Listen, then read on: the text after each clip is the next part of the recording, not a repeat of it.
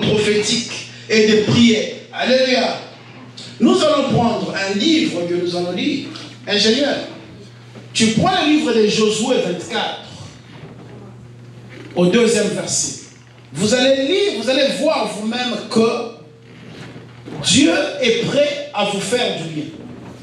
On va lire avec l'ingénieur. Écoutez, ça c'est Josué. Après la mort de Moïse, quand Dieu a enlevé Moïse, et Josué a continué la vision avec le peuple de Dieu. Écoutez ce que le général Josué dit. Josué dit à tout le peuple, ainsi parle l'Éternel, le Dieu d'Israël, vos pères. Térak c'était le père d'Abraham. Térak, père d'Abraham et père de Nacor, habitait anciennement dans l'autre côté du fleuve. Et il servait d'autres dieux. Tu peux aller. J'ai pris votre père Abraham de l'autre côté du fleuve et je lui fis parcourir tous les pays de Canaan. J'ai multiplié sa postérité et je lui ai donné Isaac. On peut s'arrêter là, ingénieur. Écoutez, que Dieu bénisse sa parole, je disparais, que Dieu te parle. Écoutez, nous sommes dans un grand marathon de prière pour la destruction de toute source satanique. Dieu est tout-puissant, créateur de toutes choses. Quand il marche, personne ne peut résister devant lui. Quand il s'élève, personne. Mais écoutez, aucune créature ne peut résister. Mais Dieu dit à Josué, votre père Abraham, je lui ai demandé de quitter la maison de son père. Pourquoi tu dis ça? Pourtant Dieu est capable de bénir Abraham dans la maison de son père. Dieu est capable d'élever Abraham dans la maison de son père. Dieu est capable de donner toutes les paroles là. Je les multiplierai. J'ai multiplié sa postérité. Et il était capable de tout faire ça dans la maison de père d'Abraham. Mais Dieu dit avant toute chose, Abraham, tu dois d'abord quitter. Alléluia. Tu dois d'abord quitter la maison de ton père. Tu dois d'abord quitter la source de tes ancêtres. Tu dois d'abord quitter la mauvaise connexion de ton village. Parce que eux priaient des mauvais dieux. Alléluia. Et ils ne priaient pas les dieux que tu pries, non. Pose la question à ton père ou à ton grand-père, ils vont t'expliquer. Alléluia. C'est ce que Dieu dit à Abraham. Quitte d'abord ta patrie. Quitte d'abord la maison de ton père. Et moi, je serai avec toi. Mais le Dieu Tout-Puissant, qui crache du feu, qui a créé toutes choses, qui pouvait le bénir dans la maison de son père, lui demande d'abord de quitter la source mauvaise, de quitter la source amère, de quitter la mauvaise connexion et s'attacher à Dieu. Et maintenant Dieu commence des choses nouvelles dans la vie d'Abraham. Alléluia. Bien-aimé dans le Seigneur, tu peux monter, tu peux tout faire. Tant que tu ne quitteras pas la mauvaise source, rien n'arrivera dans ta vie. Alléluia. Tu peux être intelligent, tu peux être à l'école, tu faisais les 90%.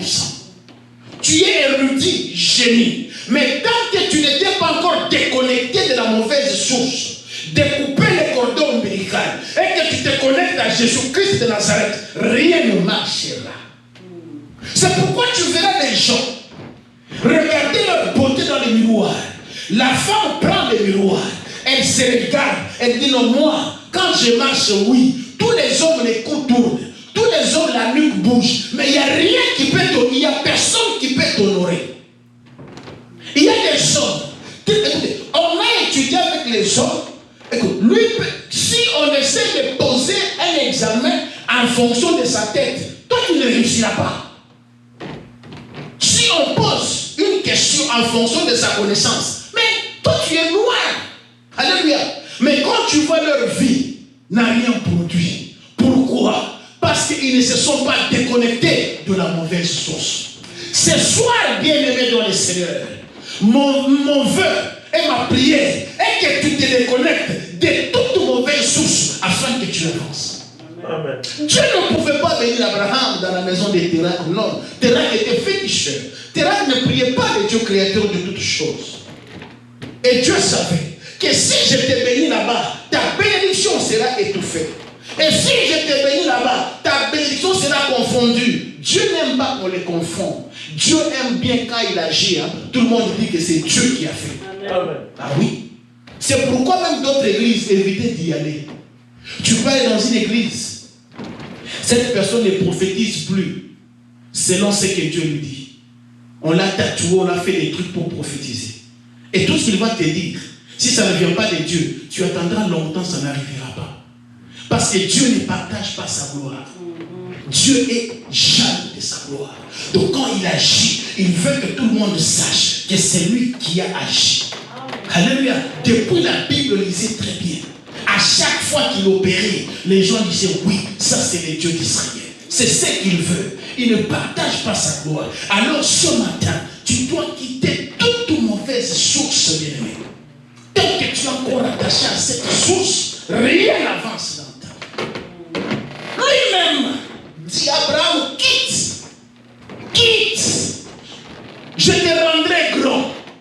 Je te rendrai prospère. Je rendrai ton nom grand, mais à une seule condition. Quitte la maison de ton père. Ce soir, bien-aimé, nous allons quitter toute forme de source qui nous condamne, toute forme de source qui nous réclame. Parce que ta peine à toi, c'est la joie de tes ennemis. Quand toi tu pleures, elles sont dans la joie. Quand toi tu murmures, elles montent des grades. Quand toi tu te plains, elles ont des galons dans la sorcellerie, dans la magie. Quand toi tu perds tes enfants, tu fais des fausses couches, tu fais des morts-nés. J'ai rencontré une femme qui m'a dit, mais ça fait 2 fois que j'ai fait des fausses couches. Oh. Alléluia. Quand toi tu fais des choses pareilles, quand toi tu pleures, mais elles sont dans la joie. Mais ce soir, toi tu ne vas plus pleurer, mais c'est elles qui vont pleurer au nom de Jésus. Rien ne t'atteindra au nom de Jésus. Tu ne perdras même pas ton travail. Tu ne perdras même pas ton mari. Tu ne perdras même pas ton enfant. Rien de chez toi ne va se perdre aujourd'hui au nom de Jésus-Christ. Parce que tu dois te détacher de toute mauvaise source. Abraham quitte la géode de Térak. Et Abraham n'a pas, quand Abraham est sorti avec l'autre, Térak était là. Et lisez bien la Bible, Dieu n'a rien fait. Jusqu'à ce que Térak est mort. C'est là maintenant que Dieu commence avec Abraham. Alléluia. Ah oui, Abraham n'est pas sorti seul. Térak était avec lui. Ils sont arrivés, je crois, à une villa. Pas Cana, une villa. J'ai oublié le nom. Comment dire encore. Ils se sont arrêtés là. C'est là que Térak est mort, son père, et Abraham a continué avec l'autre. Et tant que l'autre était à côté d'Abraham, il y avait des disputes. Dieu n'a pas agi. Au point où ils se sont séparés, l'autre va à Sodome et Gomorrhe, et Abraham change la direction. C'est là que Dieu commence. Bien aimé, ce soir, j'aimerais que tu changes de toute direction et que tu te diriges dans la direction que Dieu te montre. C'est là qu'il y a la bénédiction. Accroche-toi à ce Dieu que je te prêche et tu vas témoigner. Alléluia. Tu vas témoigner. Je me rappelle d'une femme dans la Bible appelée la femme cananéenne. Cette femme avait une fille qui était tourmentée par les esprits. Je ne sais pas si c'est son unique fille, non. Mais cette femme cananéenne avait une fille qui était malade. Et cette femme venait de Tyr et de Sidon. Tyr et Sidon, voilà. Cette femme était derrière Jésus. Jésus était avec ses disciples. Cette femme connaissait Jésus. Cette femme connaissait que le Messie viendra. Le fils de David donnera la solution à tout problème. Cette femme était derrière Jésus. Cette femme appelle Jésus, fils de David. Aie pitié de moi, viens secourir ma fille. Elle est tourmentée. Jésus ne répond pas. Alléluia. Les disciples disent à Jésus, renvoie-la. Quand tu regardes bien renvoie-la, c'est comme si elle disait, renvoie-la. Hein? Renvoie-la, qu'elle parte. Non. Dans d'autres traditions bibliques que j'ai lues, ces gens disaient, réponds à son problème, qu'elle parte, parce qu'elle nous importune. Réponds à son problème, qu'elle parte. Mais Jésus ne répondait pas. Toi qui dis que tu as beaucoup prié, toi qui dis que tu as beaucoup gêné, tu as tout fait et tu ne vois rien. Écoute, cette femme-là, cananéenne, derrière Jésus, elle voyait Jésus. Jésus, il n'écoute pas. Il fait semblant. Et les disciples lui disent, papa, mais réponds qu'elle parte. Il ne répond pas. Il répond, j'ai été envoyé aux brebis perdues du peuple d'Israël. Ça, c'est une réponse qu'on pouvait donner à quelqu'un. Mais cette femme ne s'est pas arrêtée. Cette femme sachait ce qu'elle cherchait. Bien-aimé, ne lâche pas à prier. Prie jusqu'à ce que le ciel s'ouvre pour toi. Prie jusqu'à ce que Dieu réponde ton problème. Ne te fatigue pas. Ne dis pas que tu as beaucoup prié, maintenant tu laisses Dieu agir. Non, tu dois prier jusqu'à ce que Dieu t'exauce. Et quand Dieu t'exauce, tu passes à une autre requête. Amen. Ah oui? Oh, j'ai beaucoup prié. Non, tu n'as pas encore beaucoup prié. Si tu avais beaucoup prié, il allait te répondre. Continue à prier. La femme est derrière, avec sa fille. Unique, je ne sais pas si elle était unique, mais la fille était tourmentée. Jésus ne répond pas. Mais la femme n'a pas lâché Jésus. Elle était prête, elle était derrière Jésus. J'ai été envoyé aux brebis perdues d'Israël. Oui. La femme insiste. Il répond, je ne peux pas prendre le pain des enfants et donner aux petits chiens. Oh, mais la femme ne lâche pas. Elle dit, oui maître, je sais que même les petits chiens ont besoin de miettes qui tombent à la table des maîtres. C'est là que Jésus se dit, non, non, non, ta foi est grande, qu'il te soit fait selon ta foi. Ce soir, toi, tu as besoin de miettes. Et les miettes que tu auras sera un témoignage dans ta vie. Tu ne dois pas lâcher, tu dois prier. Oh, nous prions beaucoup. Nous, on va prier beaucoup, on va gêner beaucoup. Parce que c'est notre force. Alléluia. Ah oui. Parce qu'il y a des gens qui découragent. Il faut prier trop. Mais oui. Si on ne prie pas trop, tu veux qu'on fasse quoi? Alléluia. On travaille, on étudie et on prie aussi. On prie jusqu'à ce que Dieu réponde. Et quand il répond, nous commençons maintenant à prier pour sécuriser ce qu'il nous a donné. Parce que nous, personne ne touchera ce qui nous appartient. Si nos ancêtres ont commis des erreurs, nous allons prier pour ne pas commettre ces erreurs. Alléluia. C'est pourquoi je t'appelle à prier. Vendredi, viens prier. S'il y a des programmes de jeûne et prière, prie. La prière est dans ton avantage. La prière ne te décevra jamais. Tous les hommes qui ont prié sont les héros, sont les champions aujourd'hui. Tous les hommes qui ont prié sont élevés aujourd'hui. Tous les hommes qui ont prié, les prières les accompagnent, même dans leur vieillesse. Alléluia. Ah oui. Vous savez, il y a de ces prières que Dieu exauce maintenant. Je les ai faites il y a 20 ans. Hein, pasteur? Oui. Hein, maman, pasteur? Oui. Je les ai faites il y a 20 ans dans des montagnes. C'est maintenant que Dieu a accompli. Alléluia. Et si je n'avais pas fait cette prière, réveille-toi que personne ne te décourage. Oh, nous devons prier jusqu'à ce que le ciel s'ouvre. Alléluia. Ouais. Il y a des gens qui ne veulent plus la prière, qui suivent tout sur YouTube, qui suivent tout sur, je ne sais pas, Facebook. Mais non, la prière, bien aimée, cette femme a pleuré. Elle a regardé sa fille. Elle a dit, non, maître, fils de David, je n'irai nulle part. C'est toi. Les Écritures disent que c'est toi. C'est en toi qu'il y a la solution. C'est toi la vraie source. Moi, je suis une fille cananéenne. Je ne sais pas l'origine des Cananéennes. Vous connaissez cette origine très bien. On a eu à enseigner en descendant de Noé et tout. Cette femme savait. Elle a dit, je n'irai nulle part. Il faut que le ciel s'ouvre. C'est toi qui as des paroles qui peuvent me sauver. Et quand Jésus a vu, Jésus a répondu. Ce soir, bien-aimé, nous allons prier jusqu'à ce que le ciel s'ouvre dans ta vie. Et quand tu vas aller, tu commences une saison de témoignage. Et quand tu vas aller, tu dis que réellement, Dieu a agi. Et tout ce que tu vas demander, Dieu est prêt pour te l'accorder. Tout ce que tu vas demander ce soir, Dieu est prêt pour te l'accorder. Oh, je te dis la vérité. Ingénieur, prends un autre livre. pour entrer en prière. Tu prendras les livres de Luc. Bon, tu peux. Bon, c'est la veuve de Naïm. Je crois que vous connaissez cette histoire. La veuve qui avait un fils unique. Écoutez. Vois un peu en Luc 7. Prends un peu Luc 7, on va lire. Et puis on va prier. Luc 7, 11 à 15. On va voir un peu ce qui est là. Ok, c'est ça. Que Dieu soit béni. Luc 7, 11 en laisse. Écoutez, les jours suivants, Jésus alla dans une ville appelée Naïm.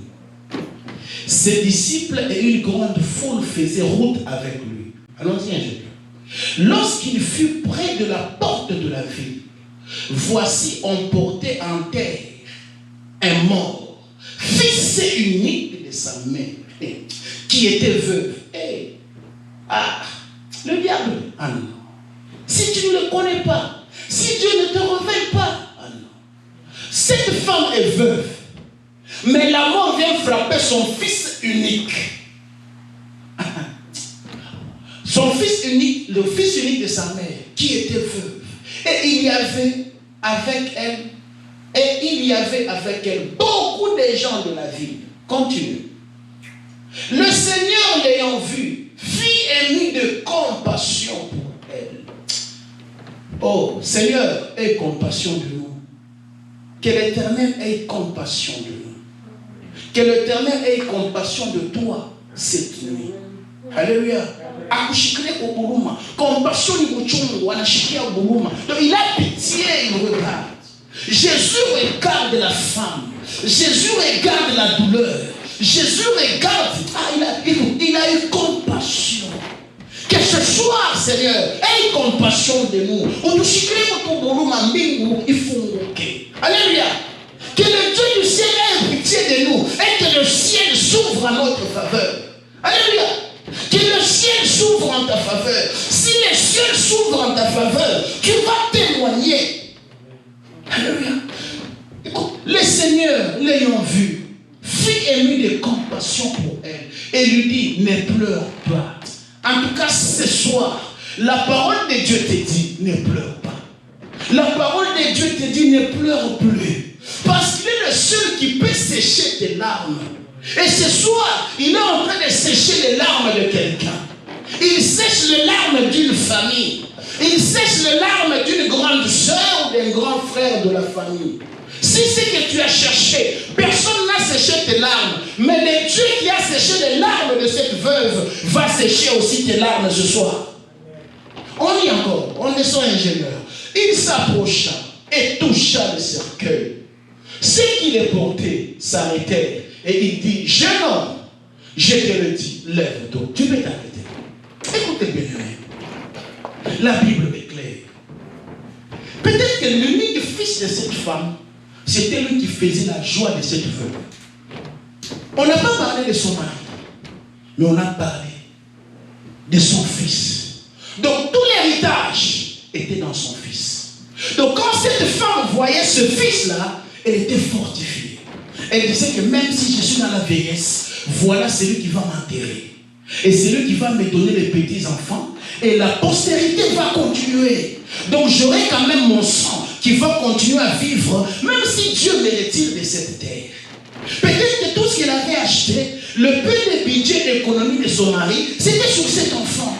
Donc quand cet enfant passait, tu ne sais pas ce qu'il faisait, comment cette maman était joyeuse quand il voit son enfant. Et je suis sûr que ce gars était beau, ce gars était vraiment, il était intelligent. Donc je suis sûr, ce n'est pas écrit, mais c'est ce que je pense. Alléluia. Et à chaque fois que sa maman parlait, sa maman présentait son gars. Écoutez, ça c'est mon fils. C'est comme toi quand tu parles, ta maman ou ton papa te présente, ça c'est ma fille. Et quand tu sors le matin, ils sont dans la joie que non, nous avons quand même une femme ou un homme qui nous représente. Et ils prient pour toi chaque jour et chaque nuit. Que Dieu bénisse les parents qui prient pour leurs enfants. Alléluia. Ils sont là. Et quand ils te voient, quand tu es à l'école, ils sont dans la joie que nous avons quand même quelqu'un qui étudie. Nous avons les femmes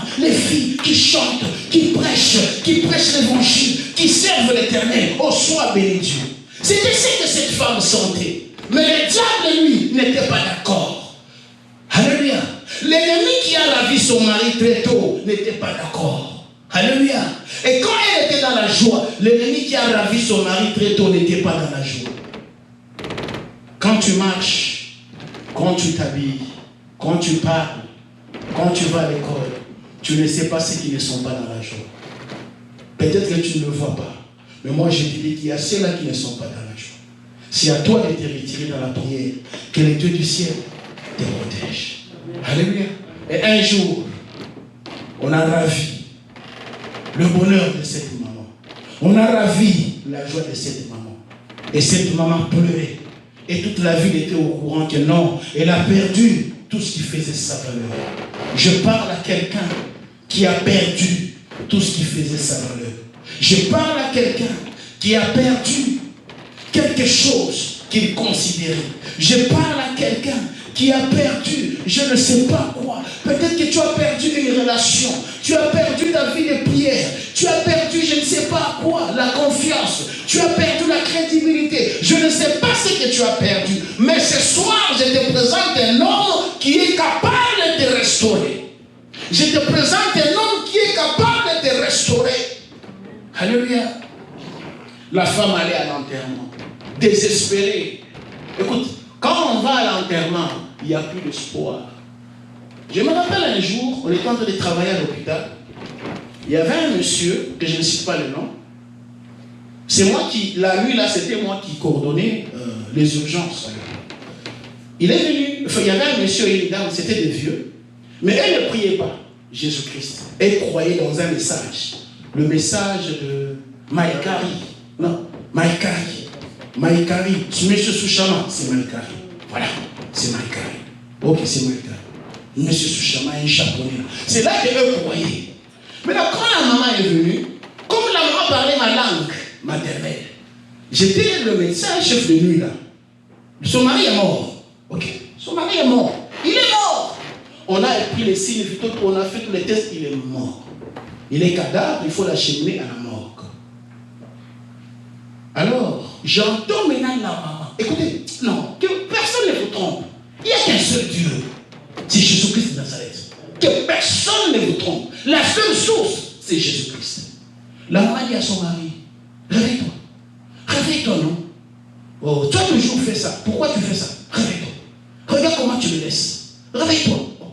Moi aussi, j'étais là, faisant semblant, mais j'écoutais parce que c'était ma langue maternelle. Réveille-toi, non? Tu vois comment tu me laisses? Qu'est-ce que je vais dire aux gens? Tu as toujours fait ça, je sais que tu vas te réveiller. Je suis calme. Après, la maman me dit, docteur, tu ne peux pas patienter jusque demain. Il y a d'autres personnes qui font ça, qui reviennent. Je dis, non. On a tout essayé, on a tout fait, il est mort. On ne peut pas les laisser jusque demain matin. Parce qu'il est déjà mort. Non, il y a d'autres personnes qui font ça. J'ai dit, est-ce qu'il a déjà fait ça? Parce que moi, j'ai entendu dire qu'elle a dit que c'est ce que tu as toujours fait. Mais là, je pose la question. Mais il a déjà fait ça aussi une fois. Oh non, ça, c'est pas ton problème. Docteur, ce que nous voulons seulement, tu peux laisser patienter jusqu'au lendemain matin, peut-être qu'il va se réveiller. Donc, le papa faisait des voyages astrales. Quand il partait, la maman était habituée que le papa va rentrer. Mais mon colonel a qui a bébé là. Donc, le jour-là, il est parti pour ne plus rentrer. Alléluia. Donc c'était un chemin sans retour. Il est parti. Mais sa femme était là en espérant que non, il a toujours fait ça, il va revenir. Alléluia. La seule source, c'est Jésus. La seule source, c'est Jésus.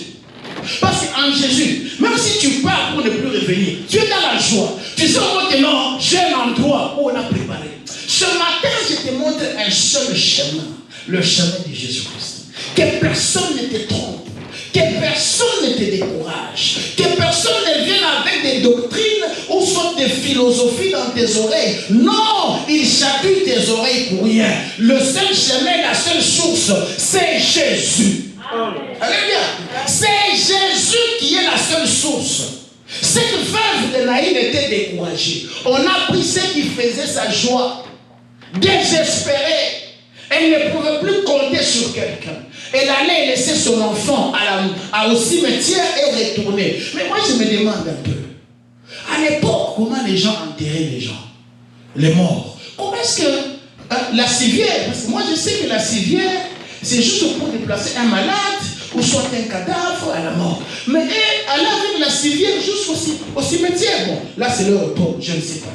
Mais la Bible dit, à la porte de la ville, en sortant de la ville, c'est là maintenant que aussi un fils unique se présente. Alléluia. Le fils unique de cette mère était mort. Le fils unique de cette femme était mort. Cette femme veuve. Il y a eu aussi un fils unique que Dieu a envoyé. Ce soir, j'aimerais dire à quelqu'un, toi qui as perdu ce qui était intéressant, toi qui as tout perdu, mais je te présente un fils unique que Dieu a envoyé dans ta vie. C'est Jésus-Christ de Nazareth. Et si tu t'accroches à lui, tu auras tout ce que tu as perdu. Amen. La Bible dit, quand lui arrive, quand lui regarde la femme, il ne regarde pas comme tous les hommes. Lui regarde, il a compassion. Quand il regarde, il a compassion. Il dit non. C'est ce qui fait que le miracle t'accompagne, c'est la compassion. Partout, lisez, quand Jésus est arrivé, quand on dit il a compassion, et après il crée un miracle, où il guérit, où il délivre, c'est ça. Partout il passe. C'est ce qui fait même c'est ce qui fait qu'on puisse ressembler à Dieu. C'est au niveau de l'âme. Parce que la compassion, pour la sentir, il faut avoir une âme. Tu sens ce que la personne sent. Tu sens la douleur, oui, c'est ça. Et quand tu sens ça, tu agis. C'est pourquoi tu verras quelqu'un, un vrai chrétien, qui a cette compassion, même pour agir mal, il se réserve. Il dit, ah non, si j'agis ça, il aura mal. Donc il se met à ta place. Et il n'agit pas, il passe. Il dit, non, je ne fais pas ça. Parce que si je le faisais, non, il aura mal. Ou si je la faisais, non, ça va blesser, je passe. Alléluia. Donc ce soir, je suis en train de te parler de Jésus-Christ de Nazareth. La seule source, que lui ait compassion de toi, qui te donne ce que ton cœur désire. Alléluia. Tout ce que le monde des ténèbres a détruit, tout ce que le monde des ténèbres a arraché, tout ce que le monde des ténèbres a volé, ce soir, que le Dieu de compassion te le retourne. Amen. Le Dieu de compassion te le retourne. Peut-être que tu marches, tu n'es qu'une carcasse. Tu n'es qu'une carcasse. Je me rappelle, il y avait une femme là, une jolie femme, médecin. Cette femme, à chaque fois qu'elle venait quand on étudiait, on avait déjà jeté un sort d'une mauvaise odeur sur elle. Alléluia. Alléluia. J'ai dit ça pour qu'on entre en prière. À cette époque, on était en premier doctorat. Elle était en G1, G2. Tu vois, les relations amoureuses, souvent, commencent à la faculté, et quand tu finis, tu te maries. Il y avait quelqu'un qui s'intéressait à cette femme dans notre groupe. Mais à cause de l'odeur de cette femme, pasteur, l'homme s'est découragé. C'est que ça qu'on te tous les gars dans le football, pasteur. Alléluia. Oui, on a déjà jeté un mauvais sort d'une mauvaise odeur. Et cette femme le savait. Et nous aussi, à l'époque, la prière était tellement petite. En premier doctorat, très petite, donc mon kaka. Tout à l'université, tout ça. On ne savait pas voir. Et la relation s'est rompue comme ça. Le gars est parti. On a fini aussi. Moi aussi, je suis parti. Maintenant, un jour, je suis à Kinshasa. Parce que j'ai fini à Lubumbashi. Je suis à Kinshasa. Je vois la dame là. Elle me reconnaît. Oh, je regarde. Oh, comment ça va? Tu es où tu es ici? Comment on en parle? Je travaille ici, moi aussi je travaille ici. Écoutez, bien aimé, je sens encore l'odeur là. Ah, là maintenant, je suis maintenant un autre homme. Je sens maintenant, je vais aider cette femme. Et quand je retourne maintenant chez moi à la maison, je dors. Je vois maintenant une vision. Cette femme dans une grande route en train de pleurer. Et qu'est-ce qu'elle pleure? Elle pleure et demande secours. On a arraché quelque chose d'important. Elle demandait le secours et personne ne l'écoutait. Et moi, j'ai quitté de l'autre bord de la rue vers là où elle est. J'ai cité ce mot. Qu'est-ce qu'il y a? Qu'est-ce qu'il y a? Je dis, maintenant, ça y est. J'ai appelé cette femme. Tu es où, vieux? Je ne veux pas prier pour toi. Je l'ai amené chez un ami prophète. La prière, la prière, la prière. Bien aimé, ce que je vous dis ici, c'est ce qu'on a révélé. Alléluia. Vous pouvez vous imaginer. J'ai quitté Lubumbashi en 2010. Jusqu'en 2019, je revois cette femme avec cette même odeur, pasteur. Le diable, ne jouez pas, bien aimé. Quand on vous dit de prier, priez. Elle était jolie. Oh, c'était une créature, je vous dis. Comme la Bible dit, la chair et tout, c'est comme ça qu'elle était. Mais quand elle passe, vous sentez autre chose. Mais c'était un sort qu'on a jeté pour elle. Pour que ça éloigne le mariage. Alléluia. Qui pouvait supporter ça? Mais elle ne le sait pas. Elle a dit, j'ai mis toutes sortes de parfums, pasteur. J'ai payé de parfums et parfums. Parce que je travaille, j'ai l'argent. Mais il fallait une petite prière pour que cette odeur parte pour ne plus jamais revenir. Et quand on a prié, le prophète a dit, toi, vas-y maintenant, tu verras. Et quand il parle, maintenant les gens disent, tu as mis quel parfum? Je n'ai mis rien. Alléluia. Alléluia. Le diable, quand on vous dit levez-vous en prière, on le sait. Vous devez vous lever en prière. 9 ans, elle souffrait. Tu penses que dans les 9 ans là, elle n'a pas eu de fiancé? Dans les 9 ans là, elle n'a pas eu de prétendant? Alléluia. Il fallait qu'on se les croise à Kinshasa pour qu'elle soit sauvée, délivrée. Parce que sauvée, elle était sauvée. Qu'elle soit délivrée de ces mauvais sorts. Alors ce soir, tu dois prier béni. Tu dois te lever en prière. Alléluia. Tu dois te lever en prière. Toi, tu dois être sûr dans ton miroir. Tu es sûr que tu es intelligent. Tu es sûr que ça. Mais lui sait que non, après tes études, il n'y aura pas un bon boulot. Alléluia. Lui sait qu'après tes études là, ton diplôme là, tu ne vas pas travailler comme tout le monde. Mais ce soir, il trompe. Tu vas travailler bien et tu vas aller de l'avant. Il ne va rien te faire. Parce qu'aujourd'hui, tu es en Seigneur. Ah oui. Je te dis la vérité. La source que je te présente, c'est Jésus. Le diable ne vient que pour détruire, pour arracher, pour égorger, pour te faire du mal. C'est ça. Même s'il n'a pas où il peut mettre ta bénédiction, mais d'abord il arrache. Alléluia. Parce que la terre ne l'appartient pas. D'abord il arrache. D'abord il bloque. Cette veuve-là, qui avait un fils unique, comment tu peux arracher un fils unique à la fin? Pendant qu'il y a des femmes qui ont 10 enfants, 15 enfants, toi tu ne vois pas. Tu vois seulement une seule femme qui a un seul fils. Alors, il faut te lever en prière. Alléluia. Et quand cette femme rencontre Jésus, écoutez ce que Jésus dit. Jésus dit, il dit, jeune homme, je te le dis, lève-toi. Alléluia. Ce soir, je me tiens devant toi. Que tout ce qui ne marchait pas dans ta vie puisse marcher. Que tout ce qui ne fonctionnait pas puisse fonctionner. Que tout ce qui était loin de toi puisse s'approcher maintenant. Tout ce qu'on avait jeté sur toi, que ça tombe au nom de tous les mauvais sorts qui étaient sur toi, que cela tombe au nom de toutes mauvaises odeurs qui étaient sur toi, que cela tombe au nom de tous les masques qui étaient sur toi, que cela tombe au nom de toute mauvaise conscience qui était sur toi, que cela tombe au nom de que cela tombe ce soir, et que tu sois libre, que tu sois libéré, et que tu avances. Alléluia. Et que tu avances, et que tu ailles de l'avant. Que tu ne pleures plus. Que rien ne t'empêche. Que rien ne te touche. Que le Dieu du ciel te fasse grâce. Tu peux te lever en acclamant, on va prier. Tu te lèves en acclamant, on va prier maintenant. C'est l'heure de prier. C'est l'heure de prier. Alléluia. Tu vas prier. Tu vas prier. Tu vas prier. On va nous donner juste une mélodie. Et puis nous allons prier. Ouais, la femme cananéenne était derrière Jésus. Parce que sa fille était tourmentée par un esprit. La veuve de Naïn pleurait. Parce que son fils était parti. Elle pleurait. Elle pleurait. Elle pleurait. Elle pleurait. Elle n'avait plus d'espoir. Elle voyait comment sa famille pouvait s'arrêter. Elle voyait comment elle n'aura plus de postérité. Oui, elle était découragée, démoralisée. Comme la femme cananéenne qui pleurait. Sa fille était secouée. Sa fille pleurait. La femme pleurait. Mais elle pleurait devant Jésus. Et ce soir, nous allons pleurer. Oui, nous allons pleurer. Nous allons pleurer. La première requête, parle à ton Dieu. Parle à ton Dieu.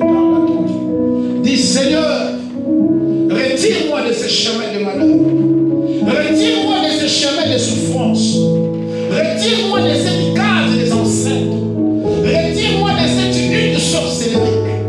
Retire-moi sur les carnets sataniques qui tiennent mon arc. Retire ma postérité. Retire-moi, retire-moi, retire ma famille. Retire ma famille de toute malédiction. Commence à prier. Retire ma famille de toute malédiction. Retire ma famille de toute mauvaise source. Retire ma famille de tout mauvais chemin. Retire ma famille, retire ma famille. Oui, tu as dit à Abraham, tu dois quitter. Je dois quitter aussi, je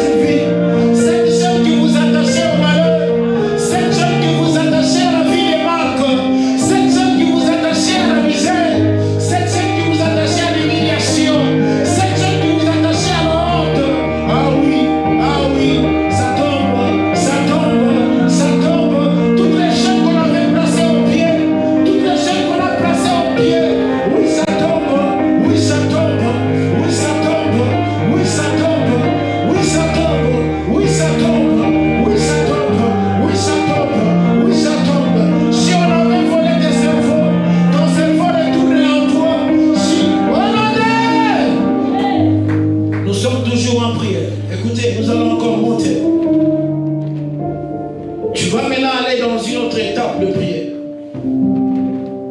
Tu vas dire, tout mauvais sort qu'on avait jeté sur moi et ma famille tombe ce soir. Tout mauvais sort qu'on a jeté avant que je ne sois né, cela tombe ce soir.